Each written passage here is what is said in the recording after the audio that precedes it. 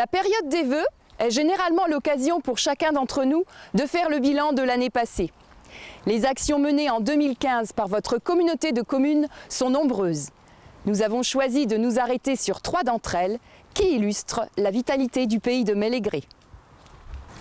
Nous vous parlerons de l'activité économique du territoire avec les évolutions de la zone artisanale de Bazougé et d'une petite entreprise qui démarre bien à Mêlée-du-Maine. Puis nous irons à la Bazouge de Chémré pour suivre une initiative originale en faveur de la réduction des déchets. Mais pour l'heure, direction la piscine.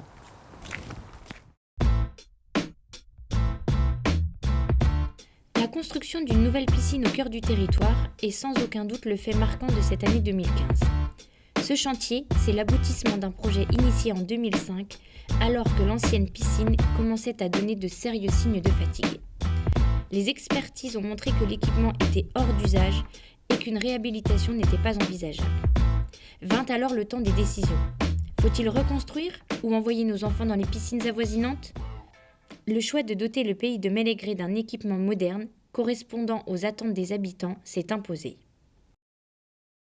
Donc notre équipement aquatique est composé de 3 parties principales. Une partie logistique et administrative, une partie vestiaire sanitaire et là, le cœur en fait, de l'équipement qui concerne le hall bassin, composé d'un bassin de natation de 25 mètres par 10 mètres, ce qui permet d'avoir 4 lignes d'eau de 2,50 m et d'un bassin d'apprentissage et d'une pataugeoire de 87 mètres carrés. Ce bâtiment comporte également un espace forme doté d'un sauna et d'un hammam. La partie chauffage de cet équipement sera assurée par une chaudière gaz mutualisée, c'est-à-dire qu'elle chauffera et le bâtiment aquatique et la salle des sports qui est juste à côté. La communauté de communes a fait le choix de confier la gestion de cet équipement à un délégataire de service public qui va vraiment répondre au cahier des charges que nous avons écrit, à la fois vis-à-vis des scolaires. Nous aurons 48 classes au minimum à fréquenter le complexe. Il y a aussi, nous l'espérons, la mise en place d'un club de natation. Et puis il y a tout le public en général. Et c'est vraiment le sens que nous avons voulu en confiant à un professionnel le soin d'animer cet équipement qui est vraiment structurant pour le territoire. L'équipement coûtera 5,2 millions d'euros, financé pour moitié par l'État, la région et le département. Le reste est à la charge de la communauté de communes, avec une participation de la ville de Mêlée-du-Maine. Avec cette piscine, le pays de Mêlégré affirme un peu plus son identité, sa vitalité et renforce son attractivité. La vitalité n'est pas que dans les équipements sportifs. Les développements de certaines entreprises du territoire tendent à prouver que le secteur économique local supporte plutôt bien la crise.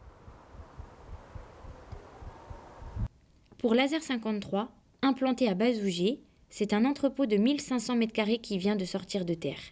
Les gérants de l'entreprise et la mission économique du pays de Mêlégré ont fait en sorte que cette extension se déroule dans les meilleures conditions.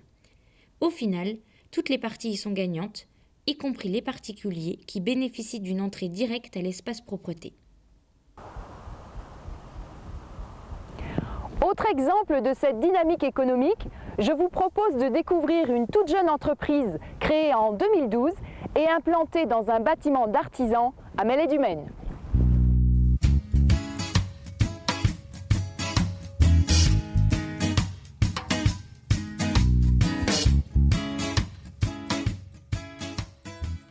Méthode Usinage est une entreprise de mécanique de précision. Nous réalisons sur plan des pièces mécaniques par l'utilisation de machines à commande numérique.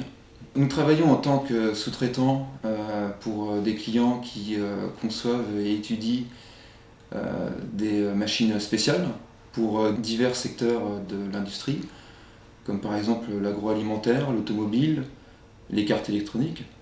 Par rapport au bâtiment actuel, nous ne pouvons pas créer de nouveaux postes par un manque de place.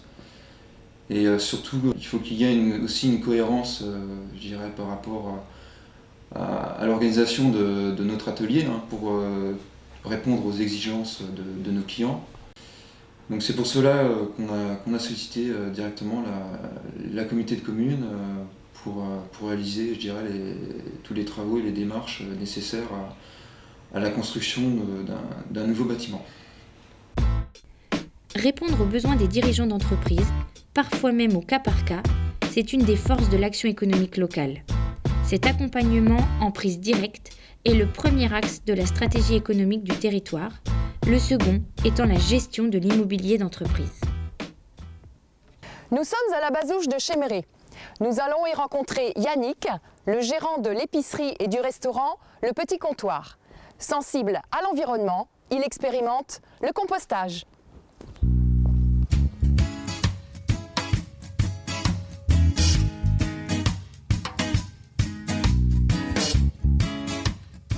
Ce qui nous a intéressé dans le compostage pour le restaurant, c'est que déjà personnellement nous on le faisait à la maison et ça n'amenait pas trop de contraintes au niveau du restaurant pour pouvoir le faire.